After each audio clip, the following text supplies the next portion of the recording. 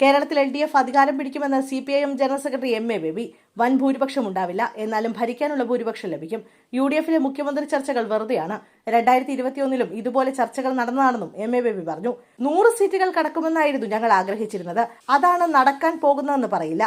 അത് സംഭവിക്കില്ലെന്ന് MA baby പറഞ്ഞു. അടിയുറച്ച ഭൂരിപക്ഷത്തോടുകൂടി LDFിന് വീണ്ടും സർക്കാർ രൂപീകരിക്കാൻ കഴിയും. എത്ര സീറ്റുകൾ ജയിക്കുമെന്ന കാര്യത്തിൽ പാർട്ടി സെക്രട്ടേറിയറ്റ് വിലയിരുത്തൽ നടത്തിയിട്ടുണ്ട്. പുറത്തുവരുന്ന കാര്യങ്ങൾ ഊഹാപോഹങ്ങളാണ്. അതേക്കുറിച്ച് ഏപ്രിൽ 12 പാർട്ടി സംസ്ഥാന സെക്രട്ടറി വിശദീകരിച്ചിട്ടുണ്ടെന്ന് MA ബേബി പറഞ്ഞു. അതേസമയം ബംഗാളിൽ അധികാരം പിടിക്കുമെന്ന അവകാശവാദമില്ലെന്ന് MA ബേബി. നിയമസഭയിൽ പ്രാതിനിധ്യം ഉണ്ടാവുക എന്നതിനാണ് ഊന്നൽ നൽകുന്നത്. ബംഗാളിൽ പ്രതീക്ഷയുണ്ട്. ഇടത് പാർട്ടികളുടെ ഐക്യം ഇത്തവണ ശക്തമായി.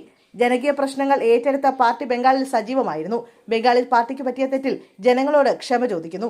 ജനങ്ങൾ മാപ്പ് നൽകുന്ന സമയം വൻ തിരിച്ചുവരവ് നടത്താൻ കഴിയുമെന്ന് MA ബേബി പറഞ്ഞു.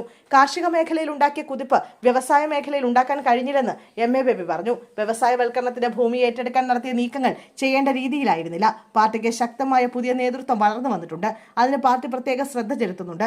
പഴയ നേതാക്കളെ സൃഷ്ടിച്ചത് ഒരു കാലഘട്ടമാണെന്ന് MA ബേബി പറഞ്ഞു. BJPക്ക് ബദലല്ല തൃണമൂൽ കോൺഗ്രസ് എന്നും BJP വളർത്തിയത് മമതയാണെന്നും അദ്ദേഹം കുറ്റപ്പെടുത്തി.